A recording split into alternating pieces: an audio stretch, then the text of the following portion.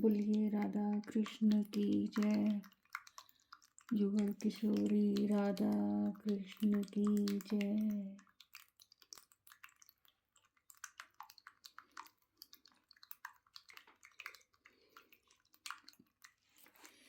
उन सब के मन श्री कृष्ण में लगे थे। कितनी ही गोपंगनाएं जार भाव से गोविंद की सेवा करती थी। कोई श्री कृष्ण के साथ गेंद खेलने लगी, कुछ श्री हरि के साथ रहकर परस्पर फूलों से क्रीड़ा करने लगी। कितनी ही गोपांगनाएं पैरों में नुपुर धारण करके परस्पर नृत्य क्रीड़ा करती हुई नुपुरों की झंकार के साथ साथ श्री कृष्ण के आद्रामत का पान कर लेती थी।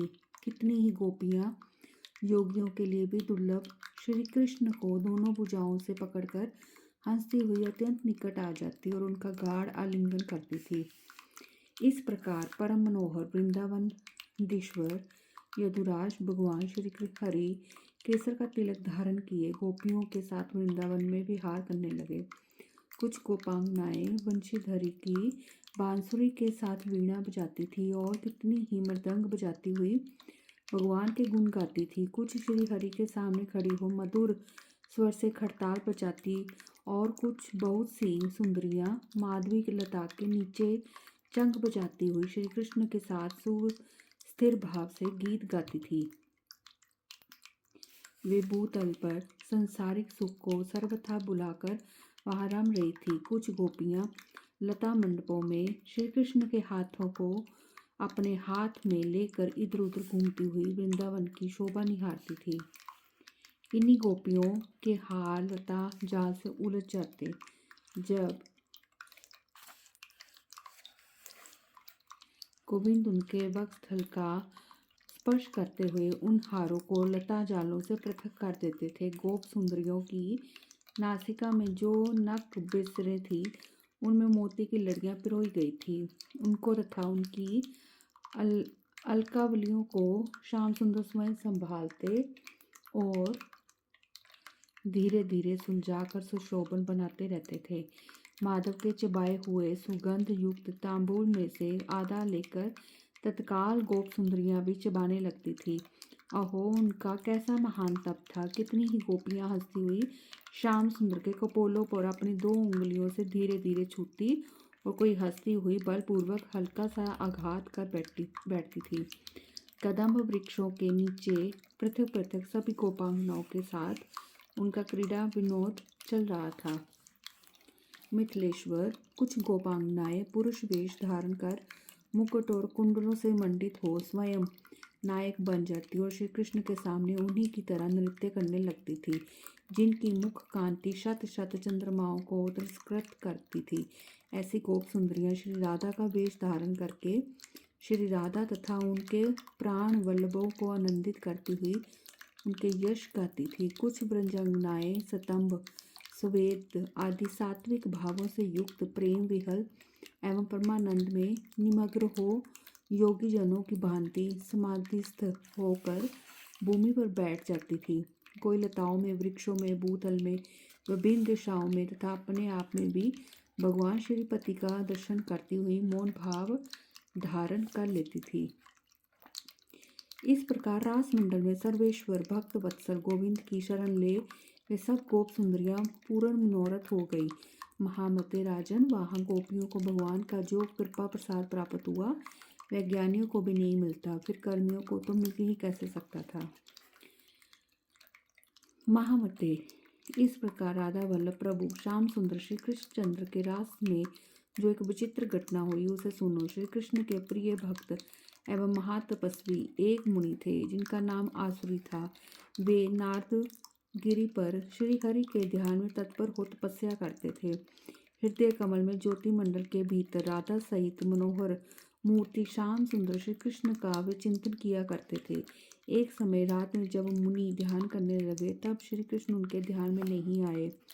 उन्होंने बारंबार ध्यान लगाया किंतु सफलता नहीं मिली। इससे वे महामुनि खिन्न हो गए। फिर वे मुनि ध्यान से उठकर श्री कृष्ण दर्शन की लालसा से बद्री खंड मंडित नारायण श्रम को गए, किंतु वहां उन मुनीश्वरों को नर नारायण के दर्शन नहीं हुए। तब अत्यंत विस्मित हो गए। ब्राह्मण देवता लोकालोक पर्वत पर गए, किंतु वहां सहस्त्र सिर वाले अनंत देव का भी दर्शन नहीं हुआ। तब उन्होंने वहां के पार्षदों से पूछा, भगवान यहाँ से कहाँ गए हैं? उन्होंने उत्तर दिया, हम नहीं जानते। उनके इस प्रकार उत्तर देने पर उस समय मुनि के मन में बड़ा खेद हुआ। फिर वे क्षीर सागर से सुशोभित श्वेत द्वीप में गए, किंतु वहां विशेष शैया पर श्री हरि का दर्शन उन्हें नहीं हुआ। तब मुनि का चित्त और भी खिन्न हो गया। उनका मुख प्रेम से पुलकित दिखाई देता था। उन्होंने पार्षदों से पूछा, भगवान यहाँ से कहाँ चले गए? पूर्ण वही उत्तर मिला, हम लोग नहीं जानते। उनके यूँ कहने पर मुनि भारी चिंता में पड़ गए और सोचने लगे, क्या करूं, कहाँ जाऊं, कैसे श्री हरि का दर्शन हो। जो कहते हुए मन के समान गतिशील आसुरी मुनि वैकुंठ धाम में गए, किंतु वहां भी लक्ष्मी के साथ निवास करने वाले भगवान नारायण का दर्शन उन्हें नहीं हुआ। नरेश्वर वहां के भक्तों में भी आसुरी मुनि ने भगवान को नहीं देखा। तब वे योगिंद्र मुनीश्वर गोलोक में गए, परंतु वहां के वृंदावनीय निकुंज में भी प्रात पर श्री कृष्ण का दर्शन उन्हें नहीं हुआ। तब मुनि का चित्त खिन्न हो गया और वे श्री कृष्ण विरह से अत्यंत व्याकुल हो गए। वहां उन्होंने पार्षदों से पूछा, भगवान यहाँ से कहाँ गए हैं? तब वहां रहने वाले पार्षद गोपों ने उनसे कहा, वामन अवतार के ब्रह्मांड में जहाँ कभी ऋषिगर्भ अवतार हुआ था, वहां साक्षात भगवान पधारे हैं। उनके योग कहने पर महामुनि आसुरी वहां से उस ब्रह्मांड में आए। श्री हरि का दर्शन न होने से तीव्र गति से चलते हुए मुनि कैलाश पर्वत पर गए। वहां महादेव जी श्री कृष्ण के ध्यान में तत्पर होकर बैठे थे। उन्हें नमस्कार करके रात्रि में खिन्न चित्त हुए महामुनि ने पूछा, आसुरी बोले, भगवान मैंने सारा ब्रह्मांड इधर उधर छान डाला। भगवत दर्शन की इच्छा से वैकुंठ से लेकर गोलोक तक का चक्कर लगा आया, किंतु कहीं भी देवादिदेव का दर्शन नहीं मुझे हुआ। सर्वज्ञ शिरोमणि, बताइए इस समय भगवान कहाँ है? श्री महादेव जी बोले, आसुरे तुम धन्य हो ब्राह्मण, तुम श्री कृष्ण के निष्काम भगत हो। महामुने, मैं जानता हूँ तुमने श्री कृष्ण दर्शन की लालसा से महान क्लेश उठाया है। क्षीर सागर में रहने वाले हंस मुनि बड़े कष्ट में पड़ गए थे। उन्हें उस क्लेश से मुक्त करने के लिए जो बड़ी उतावली के साथ वहां गए थे, वे ही भगवान रसिक शेखर साक्षात श्री कृष्ण अभी अभी वृंदावन में आकर सखियों के साथ रास क्रीड़ा कर रहे हैं। मुने, आज उन देवेश्वर ने अपनी माया से 6 महीने बराबर बड़ी रात बनाई है। मैं उसी रासोत्सव का दर्शन करने के लिए वहां जाऊंगा। तुम भी शीघ्र चलो, जिससे तुम्हारा मनोरथ पूर्ण हो जाए। बोलिए श्री कृष्ण महाराज की जय। 25वां अध्याय। शिव और आसुरी का गोपी रूप से रास मंडल में श्री कृष्ण का सदर्शन और सत्वन करना तथा उनके वरदान से वृंदावन में नित्य निवास पाना। श्री नारद जी कहते हैं, राजन, भगवान शिव आसुरी के साथ संपूर्ण हृदय से ऐसा निश्चय करके वहां से चले।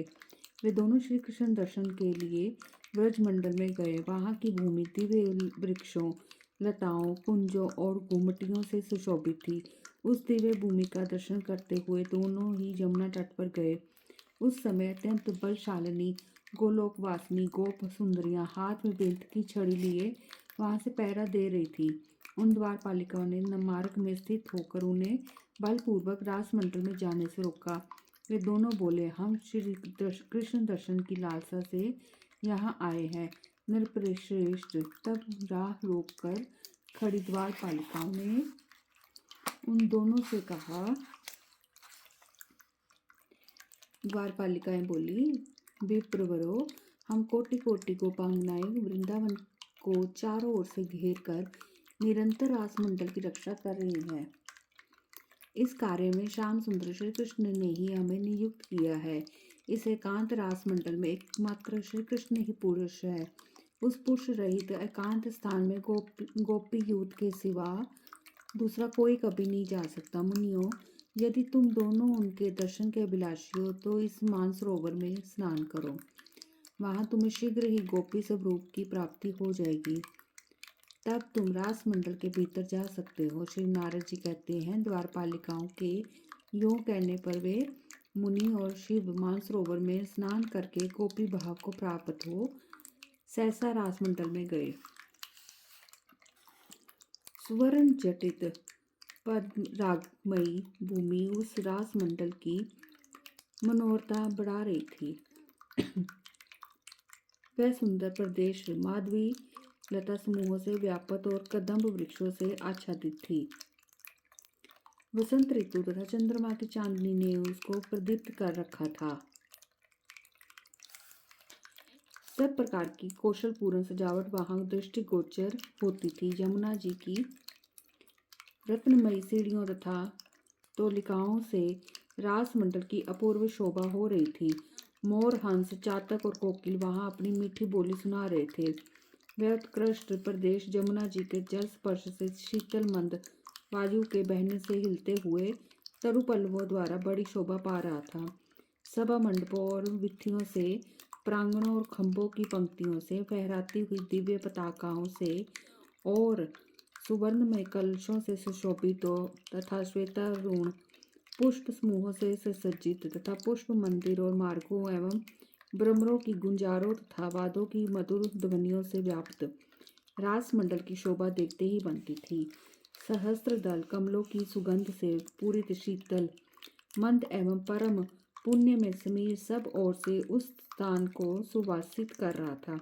रासमंडल के निकुंज में कोटि कोटि चंद्रमाओं के समान प्रकाशित होने वाली पद्मिनी नायिका हंस कामिनी श्री राधा से सुशोभित श्री कृष्ण विराजमान थे। रासमंडल के भीतर निरंतर स्त्री रत्नों से घिरे हुए श्याम सुंदर विग्रह श्री कृष्ण का लावण्य करोड़ों कामदेवों को लज्जित करने वाला था। हाथ में वंशी और बेंत लिए तथा श्री अंग पर पीतांबर धारण किए वे बड़े मनोहर जान पड़ते थे। उनके वक्षस्थल में श्री वत्स का चिन्ह, कौस्तुभमणि तथा वनमाला शोभा दे रही थी। झंकारते हुए नूपुर, पायजेब, गर्दनी और बाजूबंद से वे विभूषित थे। हार, कंगन तथा बाल रवि के समान कांतिमान 2 कुंडलों से वे मंडित थे। करोड़ों चंद्रमाओं की कांति उनके आगे फीकी जान पड़ती थी। मस्तक पर मोर मुकुट धारण किए वे नंद नंदन मनोरथ दान दक्ष कटाक्षों द्वारा युवतियों का मन हर लेते थे। राजन, आसुरी और शिव दोनों ने दूर से ही जब श्री कृष्ण को देखा तो हाथ जोड़ लिए। नृपश्रेष्ठ समस्त गोप सुंदरियों के देखते देखते श्री कृष्ण चरणारविंद में मस्तक झुकाकर आनंद विहल हुए। उन दोनों ने कहा, दोनों बोले, कृष्ण, महायोगी कृष्ण, देवादिदेव जगदीश्वर, पुंडरीकाक्ष गोविंद गरुड़ ध्वज, आपको नमस्कार है। जनार्दन, जगन्नाथ, पद्मनाथ, त्रिविक्रम, दामोदर, ऋषिकेश, वासुदेव, आपको नमस्कार है। देव, आप परिपूर्णतम साक्षात भगवान है। इन दिनों भूतल का भारी भार हरने और सत्पुरुषों का कल्याण करने के लिए अपने समस्त लोकों को पूर्णतया शून्य करके यहाँ आनंद भवन में प्रकट हुए हैं। वास्तव में तो आप परात्पर परमात्मा ही है। अंश कला, आवेश तथा पूर्ण समस्त अवतार समूहों से संयुक्त हो। आप परिपूर्णतम परमेश्वर संपूर्ण विश्व की रक्षा करते हैं तथा वृंदावन में सरस रास मंडल को भी अलंकृत करते हैं। गोलोकनाथ, गिरिराज पते, परमेश्वर, वृंदावनाधीश्वर, नित्य विहार, लीला का विस्तार करने वाले राधा वल्लभ, व्रज सुंदरियों के मुख से अपना यशोगान सुनने वाले गोविंद, गोकुल पते, सर्वथा आपकी जय हो। शोभाशालिनी निकुंज लताओं के विकास के लिए आप ऋतुराज बसंत हैं। श्री राधिका के वक्ष और कंठ को विभूषित करने वाले रत्नहार हैं। श्री रास मंडल के पालक, ब्रज मंडल के अधीश्वर तथा ब्रह्मांड मंडल की भूमि के संरक्षक है। श्री नारद जी कहते, राजन, तब श्री राधा सहित भगवान श्री कृष्ण प्रसन्न हो मंद मंद मुस्कुराते हुए मेघ गर्जन की सी गंभीर वाणी में मुनि से बोले। श्री भगवान ने कहा, तुम दोनों ने 60,000 वर्षों तक निरपेक्ष भाव से तप किया है, इसी से तुम्हें मेरा दर्शन प्राप्त हुआ है। जो अकिंचन शांत तथा सर्वत्र शत्रु भावना से रहित है, वही मेरा सखा है। अतः तुम दोनों अपने मन के अनुसार अभीष्ट वर मांगो। शिव और आसुरी बोले, भूमन आपको नमस्कार है। आप दोनों प्रिया प्रियतम के चरण कमलों की निधि में सदा ही वृंदावन के भीतर हमारा निवास हो। आपके चरण से भिन्न और कोई वर हमें नहीं रखता है। अतः आप दोनों श्री हरि एवं श्री राधिका को हमारा सादर नमस्कार है। श्री नारद जी कहते हैं, राजन तब भगवान ने तथास्तु कहकर उनकी प्रार्थना स्वीकार कर ली। तभी से शिव और आसुरी मुनि मनोहर वृंदावन में वंशीवट के समीप रासमंडल से मंडित कालिंदी के निकटवर्ती पुलिन पर निकुंज के पास ही नित्य निवास करने लगे। तदंतर श्री कृष्ण ने जहाँ कमल पुष्पों के सौरभ युक्त पराग उड़ रहे थे और ब्रह्मण मंडरा रहे थे, उस पद्माकार वन में गोपांगनाओं के साथ रास क्रीड़ा प्रारंभ की।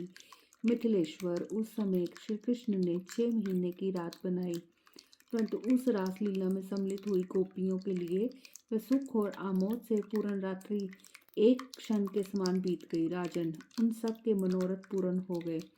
अरुणोदय की वेला में वे सभी व्रज सुंदरियां झुंड की झुंड एक साथ होकर अपने घर को लुटी। श्री नंद नंदन साक्षात नंद मंदिर में चले गए और श्री वृषभानु नंदिनी तुरंत ही वृषभानुपुर में जा पहुंची।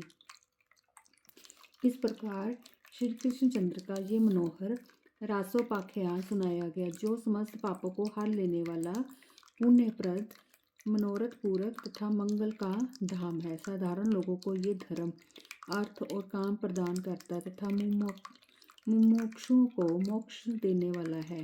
राजन, ये प्रसंग मैंने तुम्हारे सामने कहा, अब और क्या सुनना चाहते हैं? बोलिए श्री कृष्ण महाराज की जय। 26वां अध्याय। श्री कृष्ण का विरजा के साथ विहार, श्री राधा के भय से विरजा का नदी रूप होना, उनके 7 पुत्रों का उसी शाप से 7 समुद्र होना तथा राधा के शाप से श्री दामा का अशंत शंखचूड़ होना। बहुलाश्वी ने पूछा, महामते देवऋषि, आप प्रावरवेताओं में श्रेष्ठ हैं, तो ये बताइए कि अधासुर आदि दैत्यों की ज्योति तो भगवान श्री कृष्ण में प्रविष्ट हुई थी, परंतु शंखचूड़ का तेज श्री दामा में लीन हुआ। इसका क्या कारण है? अहो, श्री कृष्णचंद्र का चरित्र अत्यंत अद्भुत है। श्री नारद जी बोले, महामते नरेश, ये पूर्व काल में घटित गोलोक का वृत्तांत है, जिसे मैंने भगवान नारायण के मुख से सुना था। ये सर्व पापहारी पुण्य प्रसंग तुम मुझसे सुनो। श्री हरि के 3 पत्नियां हुई, श्री राधा, विजया, विरजा और भूदेवी। इन तीनों में महात्मा श्री कृष्ण को श्री राधा ही अधिक प्रिय है। राजन, एक दिन भगवान श्री कृष्ण एकांत कुंज में कोटि चंद्रमाओं की सी कांति वाली तथा श्री राधिका सदृश सुंदरी विरजा के साथ विहार कर रहे थे। सखी के मुख से ये सुनकर कि श्री कृष्ण मेरी सोत के साथ है, श्री राधा मानी मन अत्यंत खिन्न हो उठी। पत्नी के सौख्य से उनको दुख हुआ। तब भगवान प्रिया श्री राधा 100 योजन विस्तृत और 100 योजन ऊंचे और करोड़ों अश्विनियों से जुटे सूर्य तुल्य कांतिमान रथ पर, जो करोड़ों पताकाओं और सुवर्ण कलशों से मंडित था तथा जिसमें विचित्र रंग के रत्नों और सुवर्ण और मोतियों की लड़ियां लटक रही थी, आरूढ़ हो उस 10 अरब वेत्रधारिणी सखियों के साथ तत्काल श्री हरि को देखने के लिए गई। उस निकुंज के द्वार पर श्री हरि के द्वारा नियुक्त महाबली श्री दामा पहरा दे रहा था। उसे देखकर श्री राधा ने बहुत फटकारा और सखी जनों द्वारा बेंच से पिटवा कर सहसा कुंज द्वार के भीतर जाने को उद्यत हुई। सखियों का कोलाहल सुनकर श्री हरि वहां से अंतर्धान हो गए। श्री राधा के भय से विरजा सहसा नदी के रूप में परिणत हो कोटि योजन विस्तृत गोलोक में उसके चारों ओर प्रवाहित होने लगी, जैसे समुद्र इस भूतल को घेरे हुए है। उसी प्रकार विरजा नदी सहसा गोलोक को अपने घेर में लेकर बहने लगी। रत्नमय पुष्पों से विचित्र अंगों वाली वह नदी विविध प्रकार के फूलों की छाप से अंकित उष्णीश वस्त्र की भांति शोभा पाने लगी। श्री हरि चले गए और विरजा नदी रूप में परिणत हो गई। ये देख श्री राधिका अपने कुंज को लौट गई। निरपरेश्वर तदंतर नदी रूप में परिणत हुई विरजा को श्री कृष्ण ने शीघ्र ही अपने वर के प्रभाव से मूर्तिमयी एवं विमल वस्त्र भूषणों से विभूषित दिव्य नारी बना दिया। इसके बाद वे विरजा तटवर्ती वन में वृंदावन के निकुंज में विरजा के साथ स्वयं रास करने लगे। श्री कृष्ण के तेज से विरजा के गर्भ से 7 पुत्र हुए। वे सातों शिशु अपनी बाल क्रीड़ा से निकुंज की शोभा बढ़ाने लगे। एक दिन उन बालकों में झगड़ा हुआ। उनमें जो बड़े थे उन सब ने मिलकर छोटों को मारा। छोटा भयभीत होकर भागा और माता की गोद में चला गया। सती विरजा पुत्र को आश्वासन दे उसे दुलारने लगी। उस समय साक्षात भगवान वहां से अंतर्धान हो गए। तब श्री कृष्ण के विरह से व्याकुल हो रोष से अपने पुत्र को शाप देते हुए विरजा ने कहा, दुर्बुद्धे, तू श्री कृष्ण से वियोग कराने वाला है, अतः जल हो जा, तेरा जल मनुष्य कभी न पिए। फिर उसने बड़ों को शाप देते हुए कहा, तुम सब के सब जगरालू हो, अतः पृथ्वी पर जाओ और वहाँ जल होकर रहो। तुम सब की पृथक पृथक गति हो, एक दूसरे से कभी भी न मिल सकोगे। सदा ही प्रलय काल में तुम्हारा नैमित्तिक मिलन होगा। श्री नारद जी कहते हैं, राजन, इस प्रकार माता के शाप से वे सब पृथ्वी पर आ गए और राजा प्रियव्रत के रथ के पहियों से बनी हुई परिखाओं में समाविष्ट हो गए। खारा जल, इक्षु रस, मदिरा, धृत, दधि, क्षीर तथा शुद्ध जल के वे 7 सागर हो गए। राजन, वे सातों समुद्र अक्षोभ्य तथा दुर्लभ हैं। इनके भीतर प्रवेश करना अत्यंत कठिन है। वे बहुत ही गहरे तथा लाख योजन से लेकर क्रमशः द्विगुण विस्तार वाले होकर पृथक पृथक द्वीपों में स्थित है। पुत्रों के चले जाने पर विरजा उनके स्नेह से अत्यंत व्याकुल हो उठी। तब अपनी उस विरहनी प्रिया के पास आकर श्री कृष्ण ने वर दिया, भीरू, तुम्हारा कभी मुझसे वियोग नहीं होगा। तुम अपने तेज से सदैव पुत्रों की रक्षा करती रहेगी। विदेहराज तदंतर श्री राधा को विरह दुख से व्यथित जान श्याम सुंदर श्री हरि स्वयं श्री दामा के साथ उनके निकुंज में आए। निकुंज के द्वार पर सखा के साथ आए हुए प्राण वल्लभ की ओर देखकर राधा मानवती हो उनसे इस प्रकार बोली। श्री राधा ने कहा, हरे, वहीं चले जाओ जहाँ तुम्हारा नया नेह जुड़ा है। विरजा तो नदी हो गई, अब तुम्हें उसके साथ नद हो जाना चाहिए। जाओ, उसी के कुंज में रहो। मुझसे तुम्हारा क्या मतलब है? श्री नारद जी कहते, राजन, ये सुनकर भगवान विरजा के निकुंज में चले गए। तब श्री कृष्ण के मित्र श्री दामा राधा से रोषपूर्वक कहा। श्री दामा बोला, राधे, श्री कृष्ण साक्षात परिपूर्णतम भगवान है। वे स्वयं असंख्य ब्रह्मांडों के अधिपति और गोलोक के स्वामी के रूप में विराजमान है। प्रातः श्री कृष्ण तुम जैसे करोड़ों शक्तियों को बना सकते हैं, उनकी तुम निंदा करती हो। ऐसा मान ना करो, ना करो। राधा बोली, ओ मूर्ख, तू बाप की स्तुति करके मुझी माता की निंदा करता है। अतः दुर्बुद्धे, राक्षस हो जा और गोलोक से बाहर चला जा। श्री दामा बोला, शुभ है, श्री कृष्ण सदा तुम्हारे अनुकूल रहते हैं, इसलिए तुम्हें इतना मान हो गया है। अतः परिपूर्णतम परमात्मा श्री कृष्ण से भूतल तुम्हारा 100 वर्षों के लिए वियोग हो जाएगा, इसमें संशय नहीं। श्री नारद जी कहते, राजन, इस प्रकार परस्पर शाप देकर अपनी ही करनी से भयभीत हो जब राधा और श्री दामा अत्यंत चिंता में डूब गए, तब स्वयं भगवान श्री कृष्ण वहां प्रकट हुए। श्री भगवान ने कहा, राधे, मैं अपने निगम स्वरूप वचन को तो छोड़ सकता हूँ, किंतु भक्तों की बात अन्यथा करने में सर्वत्र असमर्थ हूँ। कल्याणी राधिके, शोक मत करो, मेरी बात सुनो। वियोग काल में भी प्रति माह से एक बार तुम्हें मेरा दर्शन हुआ करेगा। 12 कल्प में भूतल का भार उतारने और भक्तजनों को दर्शन देने के लिए मैं तुम्हारे साथ पृथ्वी पर चलूंगा। श्री दामन, तुम भी मेरी बात सुनो। तुम अपने एक अंश से असुर हो जाओ। वैवस्वत मनवंत्र में रासमंडल में आकर जब तुम मेरी अवहेलना करोगे, तब मेरे हाथ से तुम्हारा वध होगा, इसमें संशय नहीं है। तत्पश्चात फिर मेरे वरदान से तुम अपना पूर्व श्री प्राप्त कर लोगे। श्री नारद जी कहते, राजन, इस प्रकार शापवश महातपस्वी श्री दामा ने पूर्व काल में यक्ष लोक में सुदन के घर जन्म लिया। वह शंखचूड़ नाम से विख्यात हो यक्ष राज कुबेर का सेवक हो गया। यही कारण है कि शंखचूड़ की ज्योति श्री दामा में लीन हुई। भगवान श्री कृष्ण स्वात्मा राम है, एकमात्र अद्वितीय परमात्मा है। वे अपने ही धाम में लीला पूर्वक सारा कार्य करते हैं। जो सर्वेश्वर सर्वरूप एवं महान आत्मा है, उनके लिए ये सब कार्य अद्भुत नहीं है। मैं उन श्री कृष्ण चंद्र को नमस्कार करता हूँ। विदेहराज, ये मनोहर वृंदावन खंड मैंने तुम्हारे सामने कहा है। जो नर श्रेष्ठ इस चरित्र का श्रवण करता है, वह पुण्यतम परम पद को प्राप्त होता है। श्री वृंदावन खंड संपूर्ण। बोलिए श्री कृष्ण महाराज की जय। बोलिए श्री कृष्ण महाराज की जय।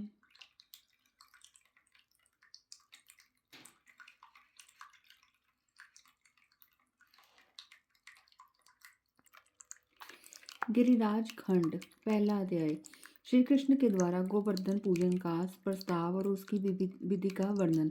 राजा बौलेश्वर ने पूछा, देवऋषि, जैसे बालक खेल ही खेल में गोबर छते को खार कर हाथ में ले लेता है, उसी प्रकार भगवान ने एक ही हाथ से महान पर्वत गोवर्धन को लीला पूर्वक उठाकर छत्र की भांति धारण कर लिया था। ऐसी बात सुनी जाती है, सो ये प्रसंग कैसे आया?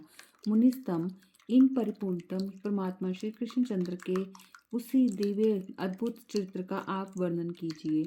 श्री नारद जी कहते हैं, राजन, जैसे खेती करने वाले किसान राजा को वार्षिक कर देते हैं, उसी प्रकार समस्त गोप प्रतिवर्ष शरद ऋतु में देवराज इंद्र के लिए बलि पूजा और भोग अर्पित करते थे।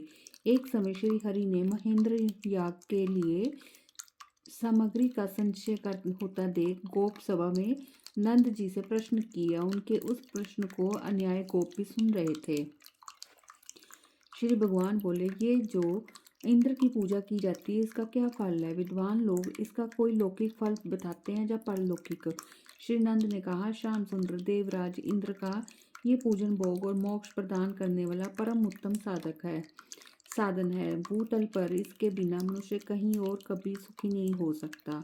श्री भगवान बोले, पिताजी, इंद्र आदि देवता अपने पूर्वकृत पुण्य कर्मों के प्रभाव से ही सब और स्वर्ग का सुख भोगते हैं। भोग द्वारा शुभ कर्म का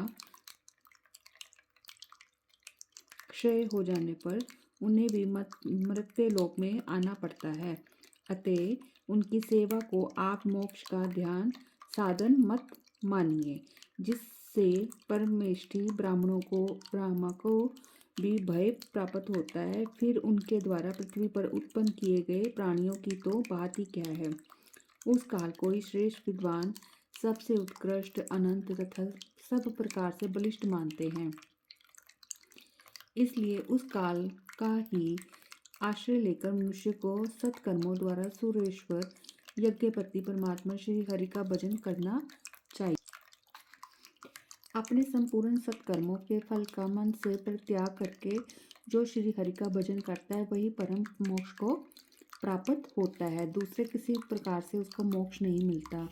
गो, ब्राह्मण, साधु, अग्नि, देवता, वेद तथा धर्म, ये भगवान जगेश्वर की विभूतियाँ हैं। इनको आधार बनाकर जो श्री हरि का भजन करते हैं, वे सदा इस लोक और परलोक में सुख पाते हैं। भगवान के वक्षस्थल से प्रकट हुआ वह गिरिंद्रों का सम्राट गोवर्धन नामक पर्वत महर्षि पुलस्त्य के प्रभाव से इस व्रज मंडल में आया है।